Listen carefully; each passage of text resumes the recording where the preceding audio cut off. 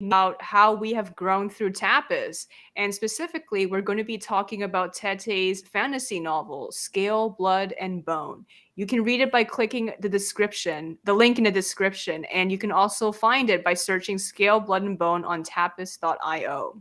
So, Tete, can you begin by talking to us a bit about Scale, Blood, and Bone and where you got the inspiration for it? Yes, thank you so much. So basically, with Scale, Blood, and Bone, it is, the tale revolves around a conflicted young prince who's the heir to a kingdom, and under the struggle of inheriting such a kingdom with such a monumental responsibility, he doubts himself because of his childhood. He had suffered from a lot of frail health and a stutter, so, in order to combat that and enhance himself, he turned to magic and then further down a path of the dark arts. And of course, this path leads him to, unfortunately, trapping himself within a curse that he must break with the help of a very close friend and lover, which is his childhood best friend. So basically, what had inspired me for Scale, Blood, and Bone was the richness that I saw in the Book of Joel. I always love the relationship between Joel and Malka. That is my utter favorite. And I was very much inspired by that. And I had asked your permission if I could adapt it into a fantasy novel. We were also talking about like Joel's various complexes, which I thought would, lead him to sort of a Beauty and the Beast kind of story. And Joel just struck me more as a dragon, because of him Mm-hmm. sort of building a barrier around himself. And what greater barrier than to be a monumental dragon? That's true, right. And is this a little bit like your previous character, Natalia, who, well, I don't know if she built a barrier per se, but there were a lot of barriers because not only, did she have these ice powers if someone tried to touch her, like lovingly, she also had a lot of self-doubt and, she actually put a lot of barriers in her own way. And she did perceive herself as a monster. While I think Jules doesn't necessarily perceive himself as a monster, but he does literally, I guess spoilers, turn into a monster, which is, a dragon. I believe, I don't know if there's that. I don't know if there was inspired by that per se, because I think Joel is a lot more focused and he's more goal oriented, while I think Natalia was very entitled and just doing it to be spiteful and self sabotaging. I don't think at all. Joel is the opposite. He doesn't think he's self sabotaging. He thinks he's on the, ascension to godhood. So it's, Hmm. I guess you could say it's anti Natalia then. Do you think he's more like Joel then? Because do you think Joel's a self sabotager? Well, I mean, unlike Jules, though, he does not think he's ascending to godhood. That's the main difference.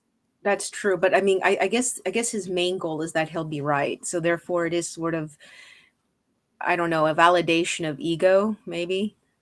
Probably. I'm gonna just bring this picture out, which is, the one that you sent me for Christmas. Yes. Remember? Yes. So this is Yes. my illustration of Joel from the Book of Joel, which is my graphic novel on Tapas. There's a link to it in the description, so if you want to read it. And this is him as the modern Tantalus, as we talked about. So is this what Jules' dragon form is? Is this an allusion to the modern Tantalus? I think it was inspired by it. I think it was inspired by that concept. And I also thought too, Joel's argumentative, cold, prickly nature. That's one of my favorite pieces, by the way. Thank you. I'm gonna put it here. One of my favorite. But no, well, actually, yes. So basically, I thought, okay, so Joel's argumentative, cold, prickly nature. Um, I don't know, and the way that Malka leads him out of it, and frees him from it, helps him to liberate himself. It felt very Beauty and the Beast esque, and but at the same time, you don't want to go down the traditional route of how a lot of Beauty and the Beast stories go, and it just struck me that you know not only does he want this, ascension to, godhood for power and to validate his ego and have control and prove people wrong, because a lot of people doubt, he would be able to rule the kingdom. But I guess also I think he fears vulnerability, so therefore he's subconsciously constructed this barrier, and this barrier kind of takes a form of manifestation of becoming, cursed as a dragon. I see. That makes sense. Yeah. Another topic we're going to be talking about here is how Scale Blood and Bone was your first, actually your first work ever. I was going to say full length, but it was actually your first work. Do you think it has helped you to grow as a reader and creator? I think it's helped me because it launched me into Tapas, and it was a work I felt very comfortable releasing. It was also a genre that's popular on Tapas, which is the fantasy slash romance genre, which you go to the front page of Tapas, that's what you'll typically see, you know. That's Um, true. but it also, but I think it appealed to a lot of people because at its heart, it is a Beauty and the Beast kind of story, and I think that Mhm. it appeals to a lot of people because I think the reason why we like that theme or concept, that core crux concept, is the fact that there's a lot of things that we don't like about ourselves. There are a lot of big flaws that we don't like about ourselves. And we're hoping that people will see us beyond those flaws and maybe help us overcome some of them, if not fully. It always depends. And accept us and understand us, and possibly love us. And I think that's a theme that appeals to so many, and it appeals to me very much so, and I think to many. um, so it helped me to finally venture into Tapas because I was very scared. I didn't know what to post. I was fearing like publisher violations or something like that because I was afraid to post my own original work. And the story just flowed. It took a different. It's been taking a different evolution now that the more we write it. Um, but I was so happy to do it. I mean, at first it was difficult because I'd never written really real lyrical fantasy before. I had done a little bit with Gerda and the Frost Lord, but that unfortunately was too exhausting and didn't quite work. Mhm.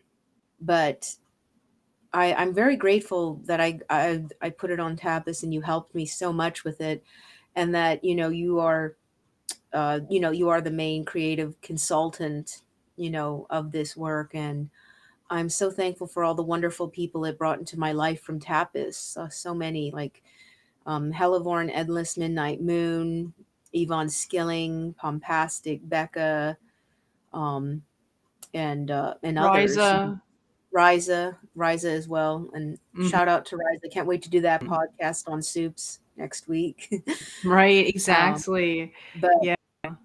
yeah, I wonder if I should wear something. I don't know. I'll think for that podcast. um, Right, and yeah, actually, speaking of Superman, we're not gonna go into really deep detail about this, but, we did do a couple of podcasts, last week about him and his connection to Joel, right? So I think he has a yeah, lot of connections with Jewel as well, especially since they are both people with superpowers in a way. that's true. I was gonna say I think Joel thought he was gonna become like that, but he didn't. He got turned into a dragon. So Mhm. unfortunately, Joel got a really bad deal from Venom Yen. That's true, but he thought he was gonna get the kryptonite treatment, right? Kryptonian treatment. Yeah, he thought he was going to get the Kryptonian treatment. He's like, "Oh, cool! I'm going to become with godlike powers and rule the kingdom with such power, and I'll be able to smite all my enemies, Old Testament style." But no, he got turned into a dragon, and yeah, he can destroy things, but he can't do anything else. He can't even command magic, and No. Venomian's after him, He's a and then downgrade. it's a downgrade. It's such a it's not a glow up, it's a glow down to the lowest level. And it's almost like it's a terrible entrapment and oppression. It's almost like he's Mhm. imprisoned in it. And So yeah, unfortunately, Jules Jules did not get to be a cool Kryptonian. No, he didn't. Right. And yeah, so another thing you learned about Tapas, do you think for example, what do you think you really learned about writing Scale Blood and Bone while being on Tapas? Like for example, if you had posted it on Wattpad or DeviantArt or another platform, what do you think you wouldn't have learned? I think I would not have learned the sense of community because I don't know what to say about Wattpad. I'll be honest. Wattpad just strikes me as just weird fan fiction stuff. And no one seems to punctuate or use grammar. No offense to Wattpad users, but you know, DeviantArt, like I said, you know, there was so many faults with DeviantArt especially since they moved to Eclipse. When they moved to Eclipse, that is why I left. It was no longer user friendly, no longer customizable. It felt very depersonalized, and it was no longer user friendly. And I no longer felt motivated, especially with the messaging system board, to interact with people. And of course, as I said, I felt it was more of a demand of performance, and I had no reward from DeviantArt. So I feel like if I were to post Scale Blood and Bone on DeviantArt, I would get no reward from it because, I mean, to be honest, does anybody on DeviantArt really read? That's true. And we did talk about that last time, and it's just going downhill from here. So that totally makes sense. I think TAP has taught you the importance of community and also just kind of going back into being very active as a reader and a commenter. Because back on DeviantArt in 2010, you were very active. But then as the community started going downhill, you started losing that motivation to comment as often and also check out other people's works, as well as posting your own works, because a lot Yeah. of the works that you did later on, you only posted one chapter and the rest of it was, on your computer or on Google Docs. Yes, pretty much so. I mean, after the downfall of DeviantArt, a lot of people left. And I saw more and more friends that I knew and talked long with, they left, it no longer held anything for them.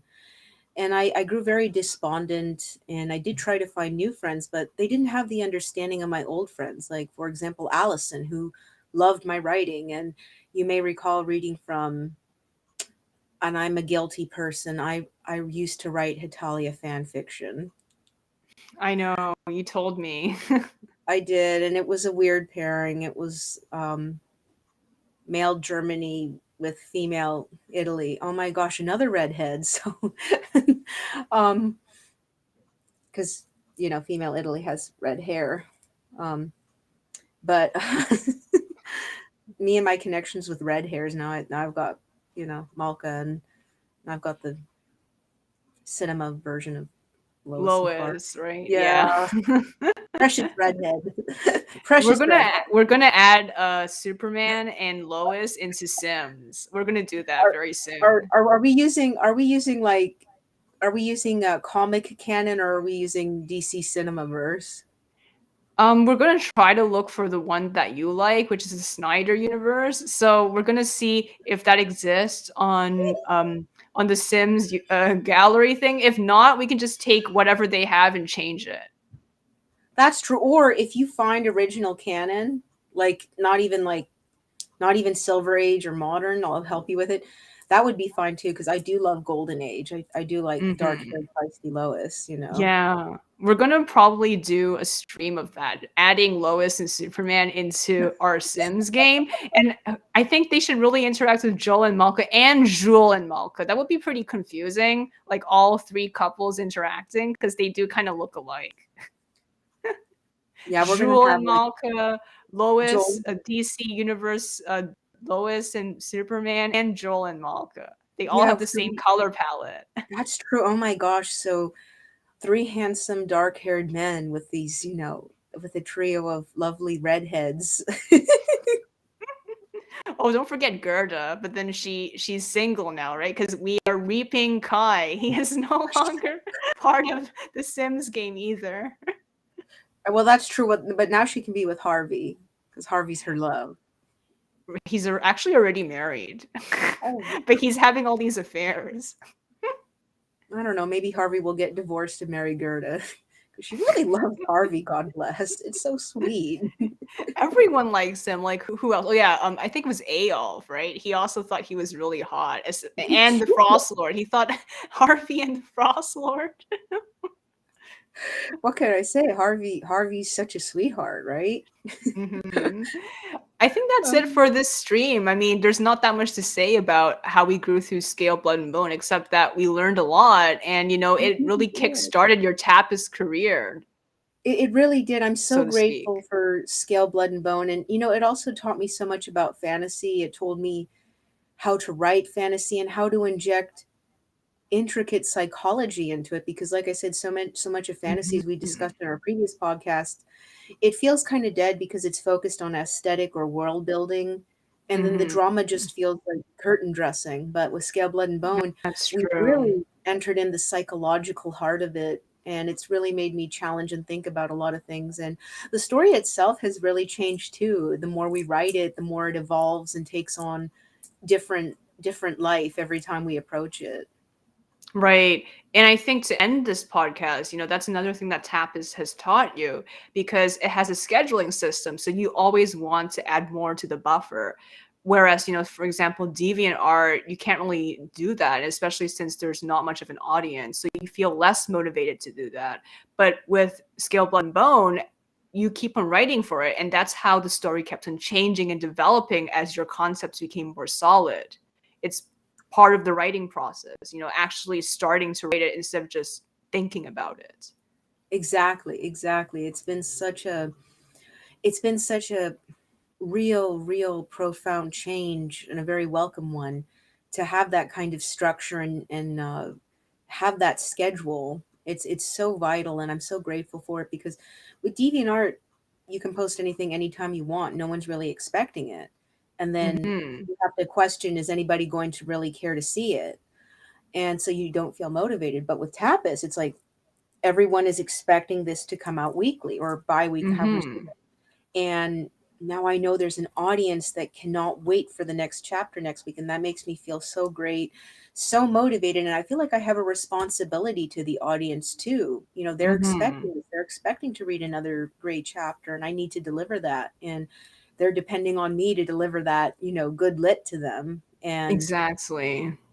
it feels wonderful because now I feel like a legit author. I just don't feel like some struggling kid on a almost defunct site, where That's very somebody puts out true. one comment like "cool," thanks, and it's That's like a big true. avatar. Classic And DNR, right? The random, very random comments. I don't even know how they found me, but now they say cool, right? yeah, and then they're like, then you find out they're weird people that only have one deviation. It's like a badly graphite drawn pencil thing, and Yeah, they or like MS unknown Paints. MS Paint. And yeah, DeviantArt, like I said, 10, 12 years ago, it was really good, but now it's just a wasteland. And I'm so grateful for Tapas. I love Tapas. I love the community. I love the people, and I love that people read. I love the fact Hmm. that people read and appreciate writing because other places they don't, and Hmm. um, I'm so grateful to be on Tapas, and I'm going to be growing and expanding. We're going to be getting Andre's stuff pretty soon. So Yes, so excited everybody's for that. favorite Brawny Don Yeah. Cossack. Yeah. Yeah, and we're gonna do more role plays too for Yes, Joel and more role plays. Andre. Joel Yes. and Andre really Yeah. tearing it up in the Big Apple. Right. All right. Thank you so much for coming on. And we're gonna be doing more dress up podcasts like this one too in Yes. the future. And I'm gonna up my cosplay game, guys. I'm gonna learn how to style this wig and braid it, and get a nice top blouse thingy so I look like something out of a Russian fairy tale. You already have the part with the icons behind you. Oh, Toledo! I do. Wonderful. I Yeah, do. exactly. That's already really great decoration. But right. And Yeah, thank you so much for coming on. And I can't wait to talk more about Scale, Blood, and Bone and writing in general in our future podcasts. absolutely. Thank you so much. Bye. Bye.